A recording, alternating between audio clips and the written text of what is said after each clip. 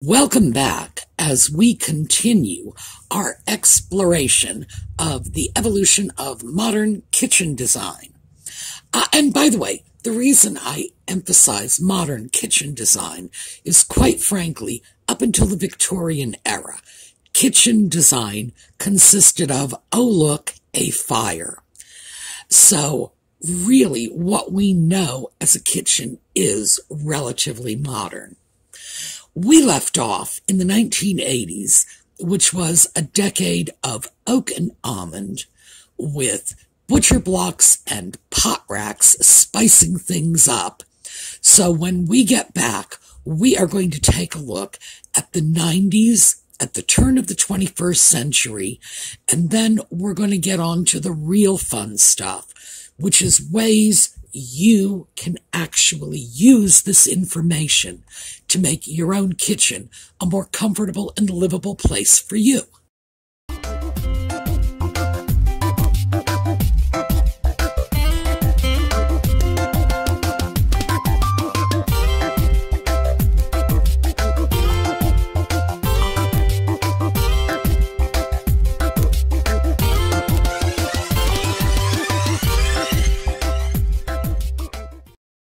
Let's start off our examination of 1990s kitchens with a real kitchen. Now, the thing I love about this is it has everything I look for in a 90s kitchen, but this is definitely a kitchen from a household of moderate means. Try to figure out how to say that delicately. It's not the kitchen of a wealthy person. We'll take a quick look at this. We've got standard stock oak cabinets, the sort of thing you would buy at Home Depot and install yourself. But what says 90s about this? Because those stock cabinets are very 80s. Well, it's the black appliances. The refrigerator is black. The dishwasher is black. We can see both of them. We can see the black microwave. Also, notice on the left edge of this kitchen, you can see the door frame. This is a tiny kitchen, but they have the island. And remember, at this point, the island has become virtually mandatory. And the countertop, this is interesting. This could either be granite, it's possible. I don't think so, though. I think this is one of the solid surface countertops, or one of the better Formica countertops with the color integrated edges. That was a thing they did in order to compete with granite. So do I think that's granite? Probably not. That hunter green, by the way, that you see above the cabinets was a very hot color in the 90s. Also, wallpaper borders were huge then. So, just wanted you to see that this was such a pervasive style that by the 90s it had trickled down even to houses of people of very moderate means. Now, this, of course, is not. This is a big decorator kitchen. And what we're looking at here is that expanse of white.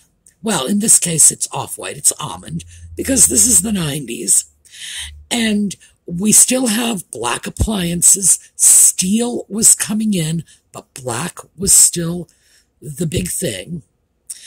Tiled countertops, that was very big in the 80s and the 90s. And once again, we've got no color. We've got very little life in this kitchen.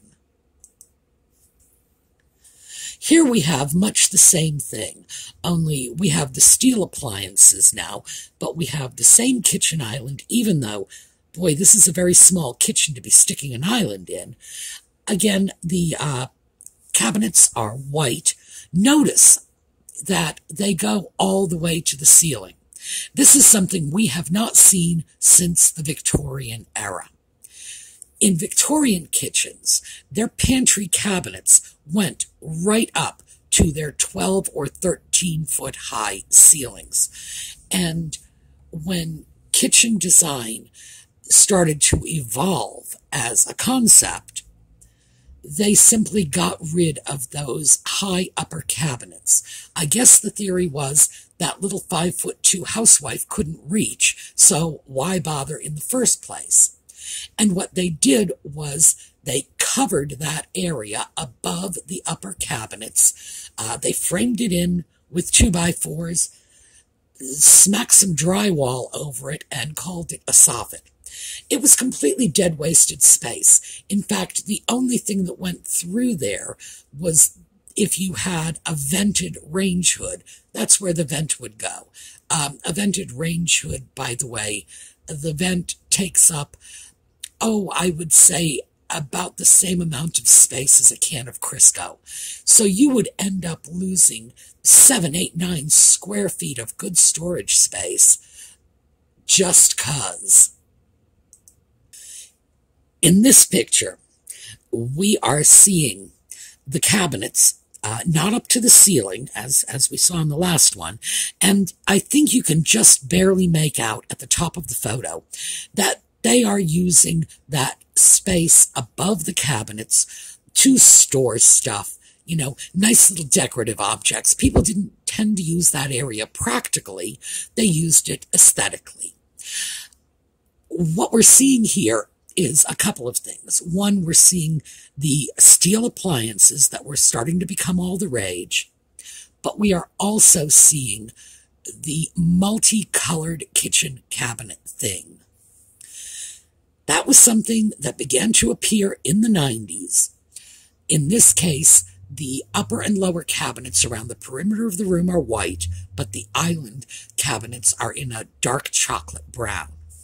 This was done to suggest furniture rather than that solid, monolithic, integrated cabinetry that had become all the rage in the 40s, the 50s, the 60s.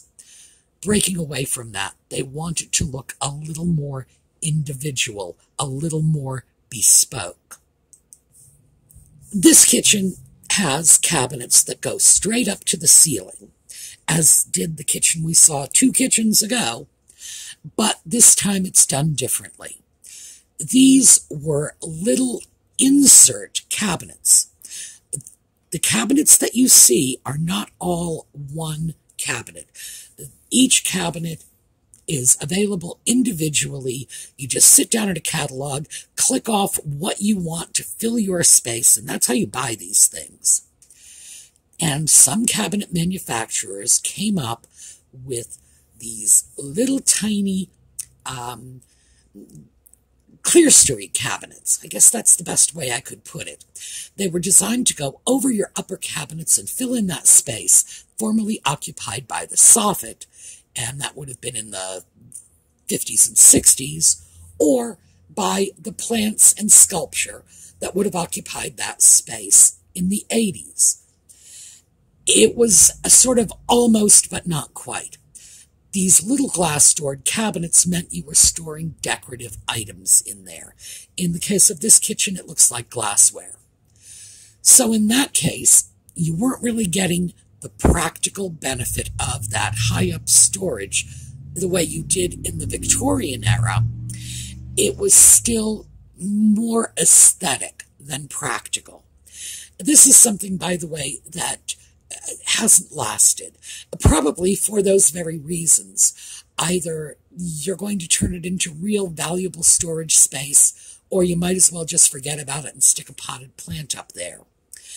But I did want you to see that they had begun to address that. Once again, we have our steel appliances. In this case, it's a range with a separate microwave above.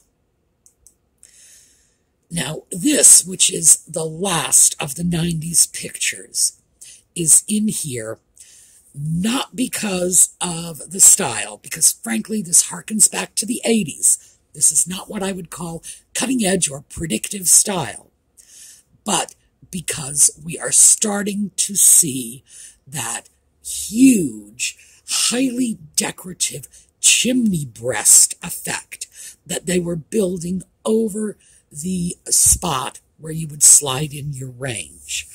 Also, please note, this range is getting very close to that industrial range that was about to become insanely popular. The reason I say this is not a predictive kitchen is because there's so much of this that harkens back to the 80s. You know, all the greenery stuffed into the space above the cabinets, and it has a rather oppressive, monolithic look to the cabinetry. We are going to see where this design went to in, well, we'll just take a look now.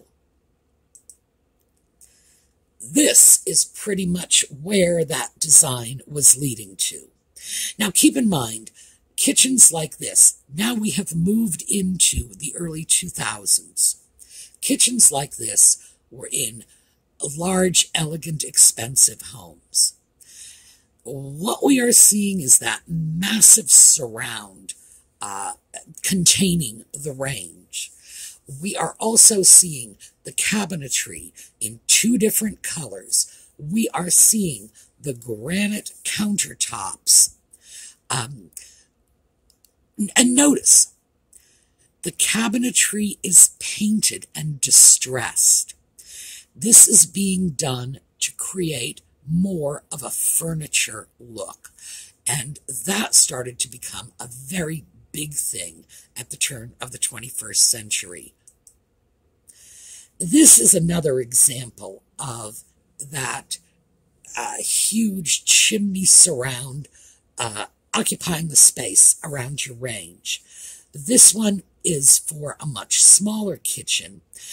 And once again, we have the island in a different color wood, but notice also that we have a section of countertop in a different color wood as well. In fact, this kitchen has 3 different countertop materials. The area around the white or lighter cabinetry has a dark granite countertop.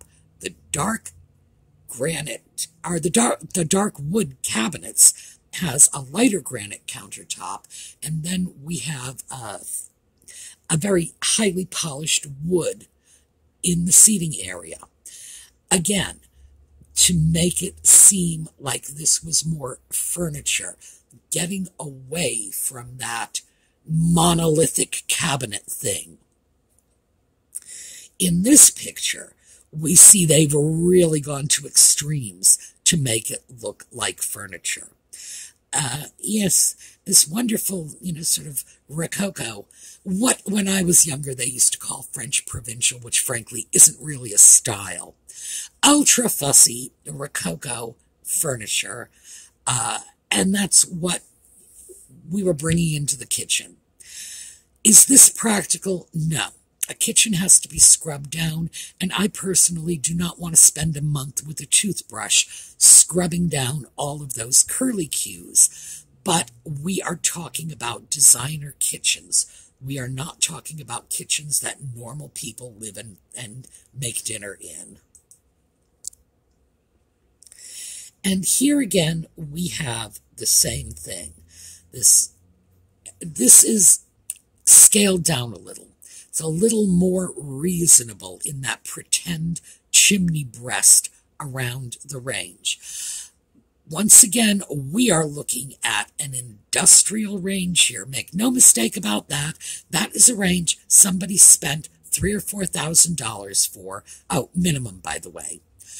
Interestingly enough, we still have that 1980s thing here of stuff displayed on top of the cabinets. Very interesting. Here, once again, we have this huge bunch of architecture surrounding the stove. And in this case, it looks like it looks like it's at least 2 separate cooktops integrated into that stove area. It's gotten a little more simple because the cabinets are a little more simple, more along a shaker design. Not exactly shaker, but, definitely more shaker than that last Rococo monstrosity we saw.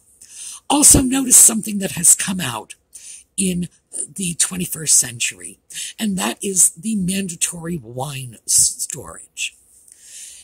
In the 21st century, you must show off your wine. It's practically a rule. People who don't drink wine, I don't know what happens to them. They probably stick soda bottles in those wine racks, but they were everywhere. Here's another one.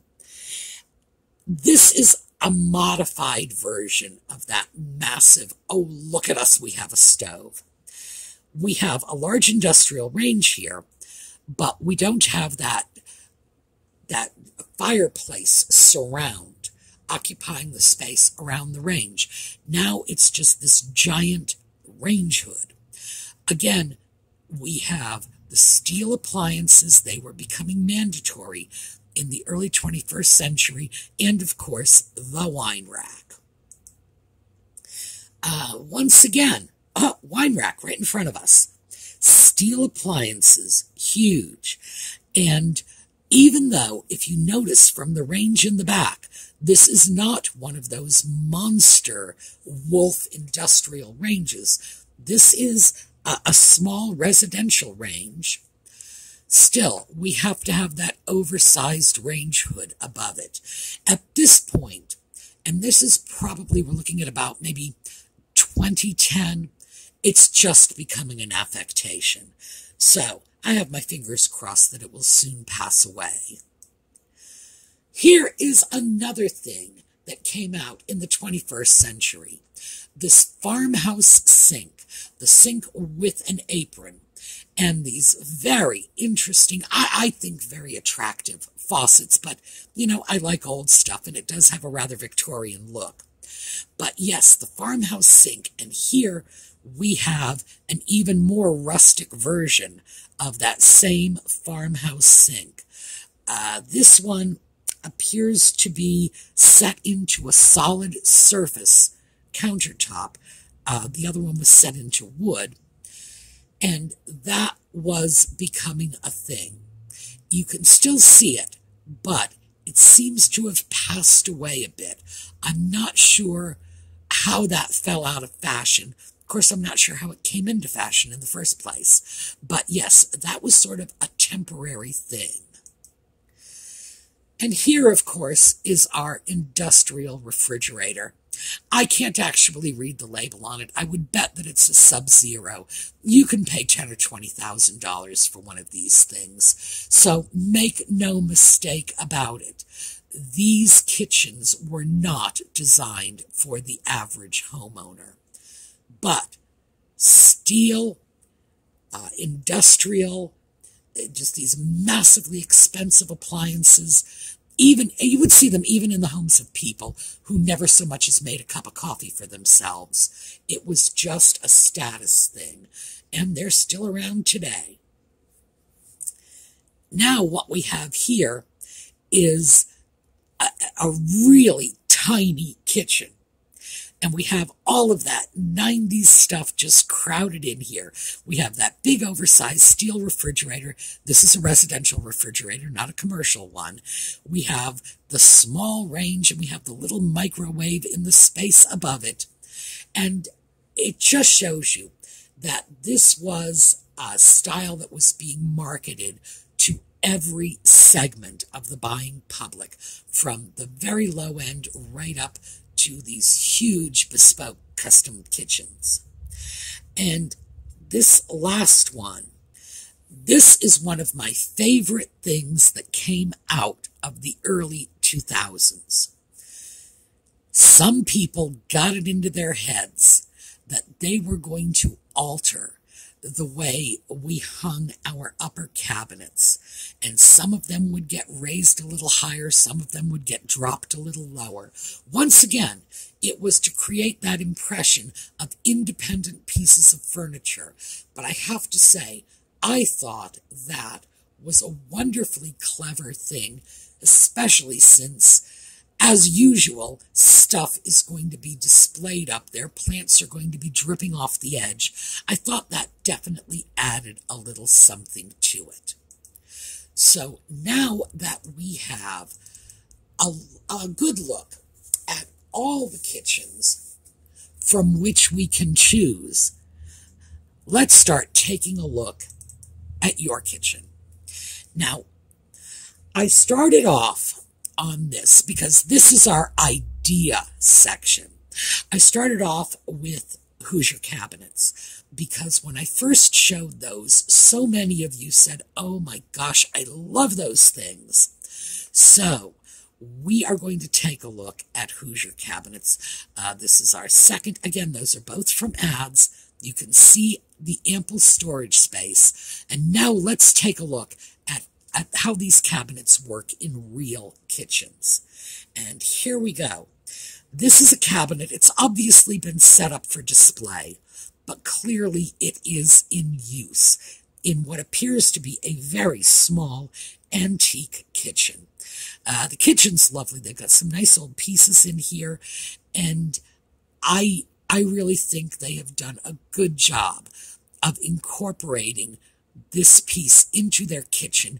In fact, I wouldn't be at all surprised if they hadn't designed the entire kitchen around that red and white enamel countertop on the Hoosier cabinet. Here's another one. And as you can see, it's next to a modern range. It's obviously being used for storage. And some of the storage clearly is just decorative. You know, let's show off our canister set or whatever.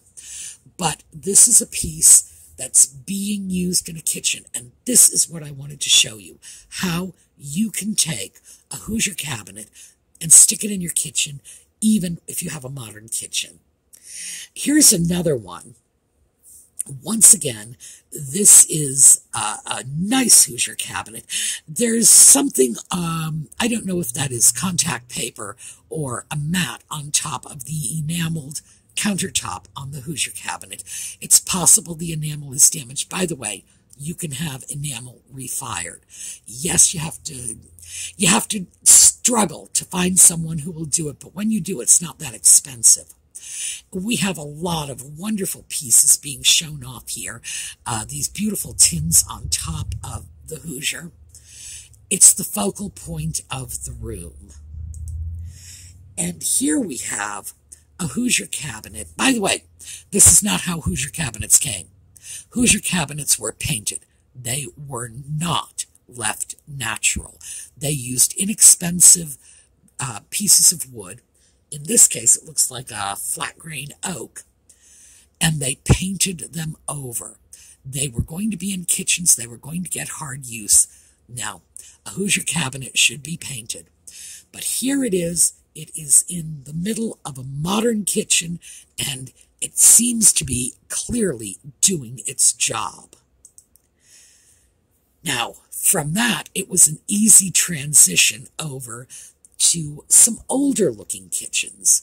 This kitchen was described as a retro 1920s kitchen. No, dead wrong there. The cabinetry is Victorian. The range is late 40s, early 50s. And I'm not sure about the cabinets. Looks to me like they are modern cabinets in a retro style. So this is one of the reasons that I didn't show you all of the retro kitchens that were made today, trying to pretend to be earlier kitchens when we were going through that period of looking at original kitchens. Because if you look at something like this, you're not seeing the real McCoy. What you are, however, is seeing a very nice presentation of a very pretty old range. Here's another older range. This one is, I'm going to say that one is solid 50s, maybe right up to 55. It's in a tiny kitchen. We've got a lot of white here. We've got open shelving. That's something that has started to become popular. And you can clearly put an old range in your new kitchen. And here we go, another older range. This is from the 40s. We have some antique cabinetry above it. And I love the colors. They're really doing a nice job of this. It appears that the range is in use too, and that would be nice. Once again, old range sitting in new kitchen. Now, this is an old range. I'm not sure who manufactured this. It's the same period as my Ezra. And this is a range from the early to mid-30s.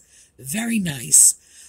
It does not appear to be installed. Therefore, it does not appear to be working. But still, if they can have it there as a decorative object, good for them. My Ezra works. So, yes, you can throw old stuff in your new kitchen. And here we go. We're moving on to cabinetry now. This looks to me like modern cabinetry that has been made to look old. And it doesn't take that much. Just some brackets under the upper cabinets, a little bit of interesting crown molding, slap in that old farmhouse sink, and voila, you have what really looks like a nice vintage kitchen. This piece, as you can see just barely, this is a dishwasher we're looking at, and someone took the top of, I'm assuming that was a china cabinet, and popped it right in there on top of the dishwasher. Very interesting. Beautiful old sink, by the way. I wish I could see a little more of that. This picture, again, we've got interesting cabinetry in the back. I do not know if that is an old hutch that has been redone, but we've got a small kitchen here, and we have a homeowner who's made an effort to take it in a more retro style. This, I have to tell you, I do love that cabinet. By the way, this is a tiny kitchen. I read that when I was pulling the image. The person who is photographing is standing directly in front of the refrigerator. That's all the space that's in this kitchen. It's beautiful.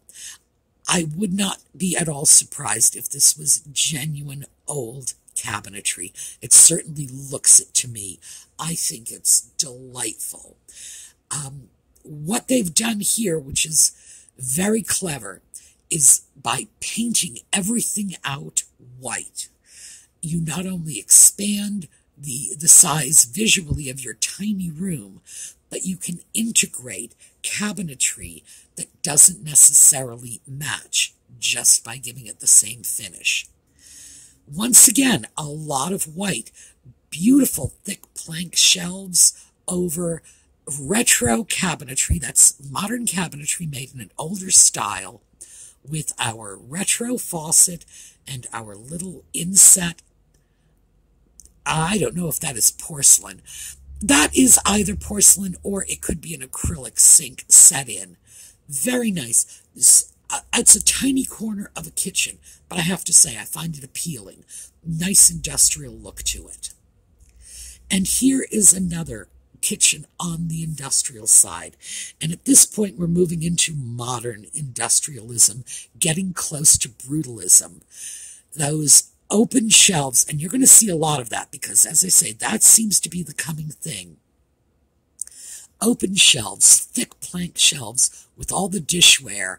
We have the island that looks like it was made out of crate wood. Very interesting thing, too. This, by the way, is all about the sink. And it's just interesting. I thought this might spark some ideas for how to incorporate an old sink or maybe even an old stove into a newer kitchen. And just taking a look at that massive beam. Yeah. Okay, here we go. New sink. This apron sink is new. The cabinetry is new, but it has a rather retro look to it. A lot of that retro look is provided by the brackets supporting these open shelves, and of course by the vintage style of the sink and the simple style of the cabinetry. Oh, here we go. It's a beautiful old barn door. The paint's scraping off that thing. We have a real butcher block. This is, well, I guess this is the height of shabby chic. This is, in fact, a kitchen. This is a designer kitchen. It just goes to show you that, anything will work. If you want to take your kitchen in a very shabby retro direction, yeah, you can make it work. This one also a little bit industrial. The very thick plank shelves, the drawers, the cabinetry is new, but it's made to look distressed. So what we have here is what I would have to call a retro kitchen. As I say, it's not old. It's just made to look that way.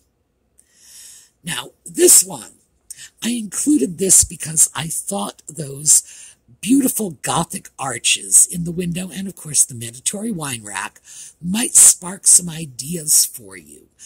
Just how anything can become the focal point in your kitchen. Also, I like the use of black and white, and then that green really kind of pops.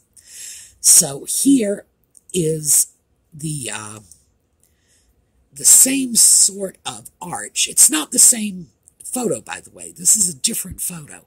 The same sort of Gothic arch in the window, shown a little closer, just because I thought you might like to get a look at it. And by the way, if you don't happen to have a Gothic arch and you want one, all you need is a sheet of plywood and a jigsaw.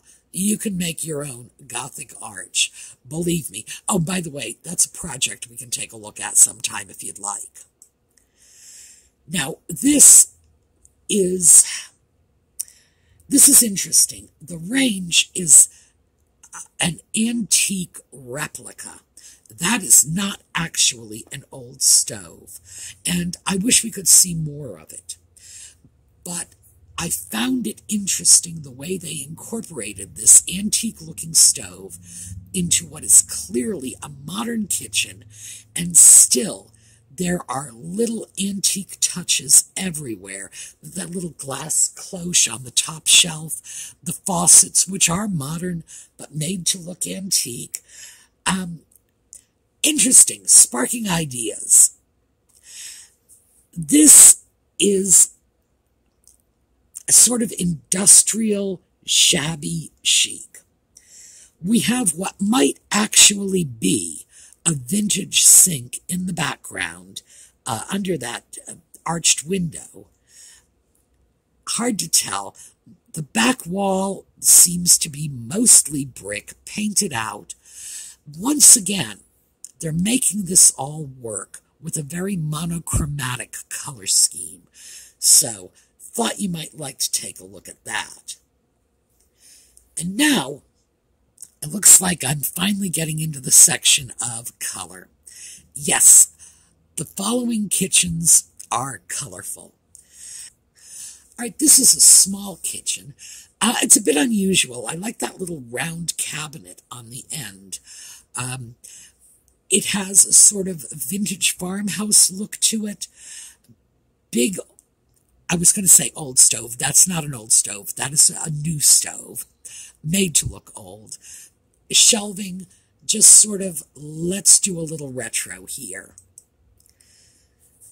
This, I included this. The range, again, is modern. It's made to look old, but it's not. We are moving into the colorful pictures. This is just a continuation of our let's take a look at stuff that might give you some inspiration for customizing your kitchen. And those cabinets are painted in a high-gloss hunter green. Maybe a bit much for some of you, but it certainly stands out. More color. In this, we are looking at salmon. It looks like the refrigerator. By the way, that piece on the right-hand side of the photo is a refrigerator. It very much looks like that might have been covered in contact paper. This is a fun kitchen. I'm not sure I'd want to live in it myself, but I wouldn't mind visiting it for an afternoon.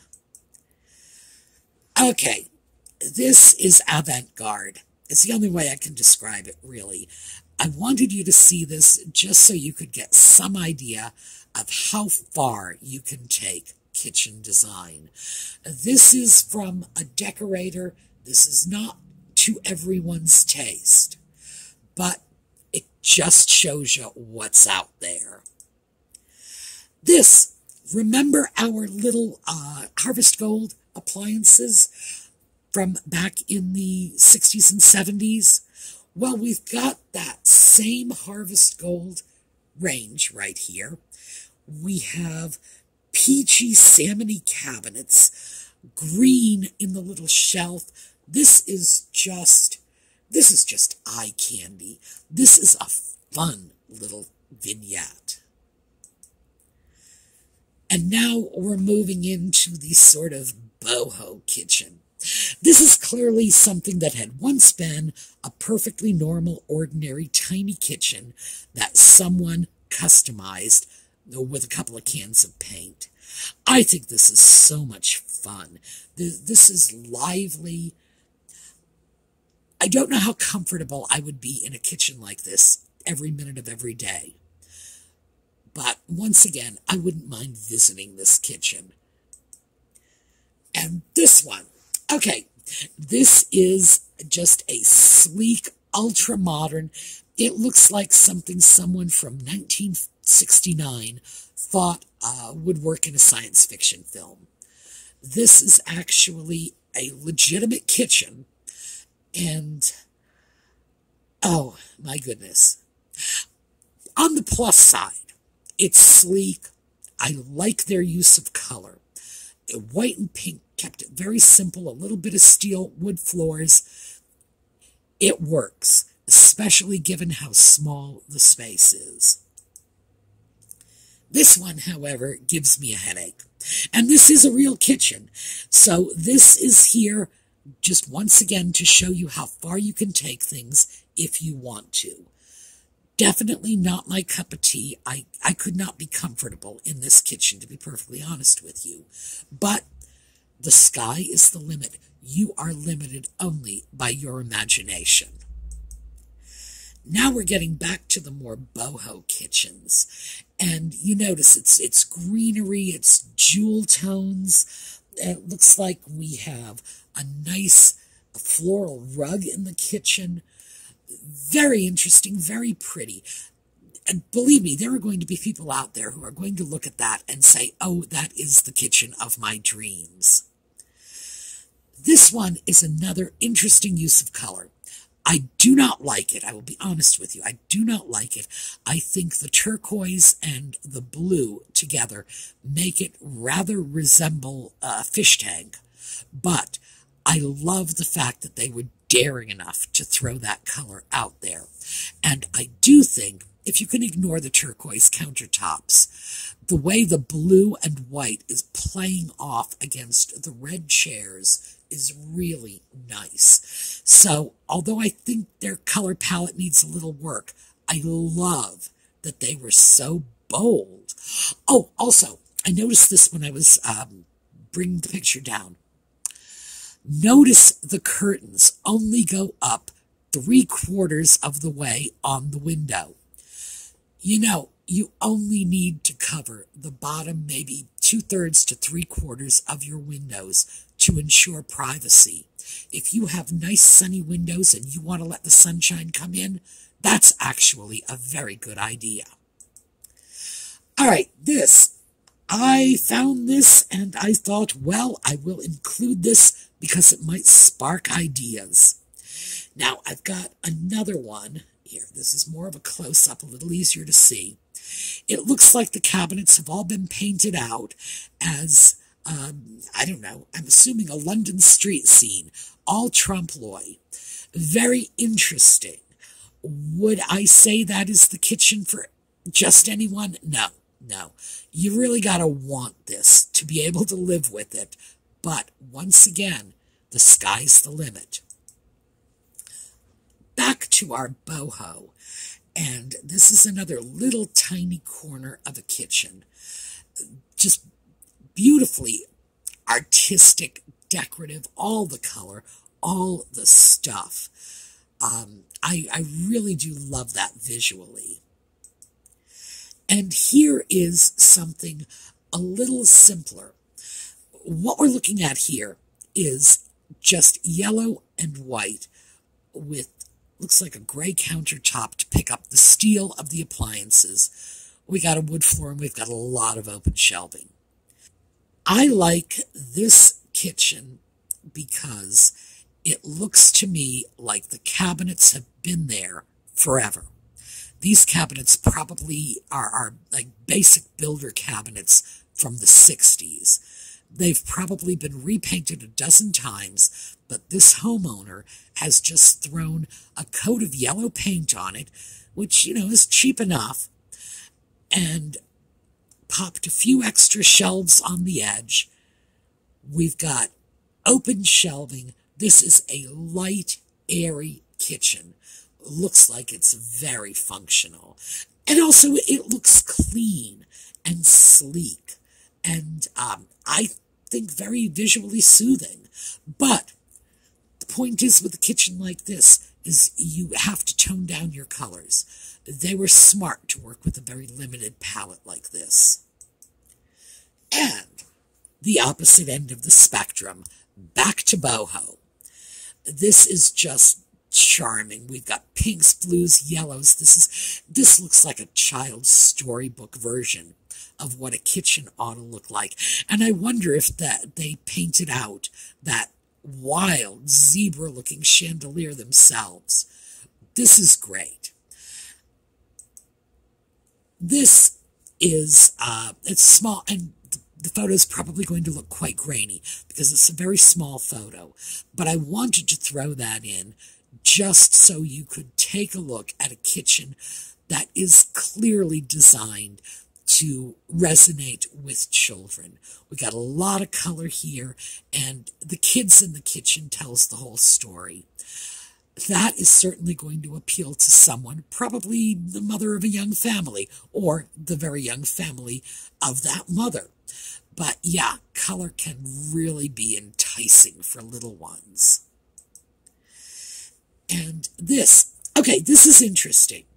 This actually reminds me of my kitchen way back 50-some years ago. It's very much what it looked like back in the 70s. Yeah. The funny thing is, it was a very good functional kitchen. It was very tiny, but it worked. And this is a super tiny kitchen too. This is just a little, just a thimble-sized kitchen. And I love what they've done with it. I really do. I'm long since past that stage of wanting to work in a kitchen like this, but I have to say, it's very appealing to me, and I think it's a wonderful way to really extend a tiny space visually. And here we go. This is sort of somewhere between that wildly colored boho design elements that we saw in previous kitchens, sort of, I don't know, boho toned down. You can bring a lot of color into a kitchen without going to the boho extreme. This one, wow, talk about color in the kitchen. Yes, This is just lipstick red. Now, with a color scheme like this, you really have to be almost monochromatic. This is an awful lot of color in a relatively small space. You have to love the color you're dealing with, and you have to reconcile yourself to the fact that you're not going to be able to put any competing colors in this room. But, hey, if you like the color and you pick the right one, it could really work for you. Okay, back to boho. This is another interesting color combination. Green and purple mostly here. We are not really seeing very much of this kitchen, just the colors. And of course the plants, the accessories, etc. But once again, people can throw so much color into their kitchens if this is what they want to do.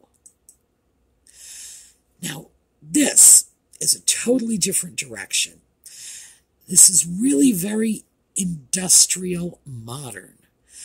And what they did here is they kept a very simple color palette. That is necessary if you're going to incorporate so many busy little elements in your design. You have to keep the color palette limited. This is not a design I find personally very appealing. But, hey, my taste is not your taste. But I absolutely wanted to throw that out there because it did strike me that a design like this, the basic concept of it is probably very easily customizable to your own needs. All right, here we go. This is just that wonderful, big, massive farmhouse, antique pots and pans and jars and jugs and shelves and just the whole kit and caboodle here, strewn together in a kitchen. I wanted to make sure to include at least one image like that, simply because I don't want you to think that when I'm throwing out these ideas, I'm ignoring what the designers are throwing out. This is what the designers are telling you, your next kitchen ought to look like, and I thought you might enjoy seeing it. Once again, boho chic. The bright colors, the rug, the wonderful accessories. And next up here, this is a very simple design. This is something that anyone can do. If you want to throw a little industrial in your kitchen, just take a look at those hanging lights.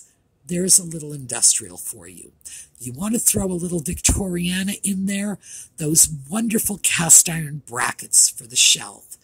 You want to throw in a little farmhouse, look at that big island, which, by the way, is probably a freestanding table. You can incorporate little bits of other designs. And if you look at this, the background's very simple, very modern. You can really throw whatever you like in if you do it carefully. This one, and this is our final piece, this might as well be an ad for flooring. I threw this in because this is where I think kitchen design is going in the future. I think we are going to be getting away from the upper cabinets and dealing more with lower cabinets. The advantages are children can access lower cabinets safely. People with mobility impairments, people in wheelchairs, etc., elderly grandmas, anybody who doesn't want to climb on a stepladder, can access lower cabinets easily. So it's handicapped friendly. These clean, simple color schemes. In this one we have blue and white, not much beyond that. The little open shelving, yeah. I think this is very much where we are going to be going in the future. So I thought that was a good place to sort of end it. Now, I hope, especially this last batch of pictures, because, boy, this has gotten to be a really long video. I really hope that will have sparked things for you. Just look around your kitchen. You can make changes. Paint is cheap. If you don't love your kitchen, start thinking about things you can do to fix that. All right, let's take a look at a slideshow on our way out. I will see you all later this evening for Just Chatting, assuming you join us for that. If not, I will see you next weekend.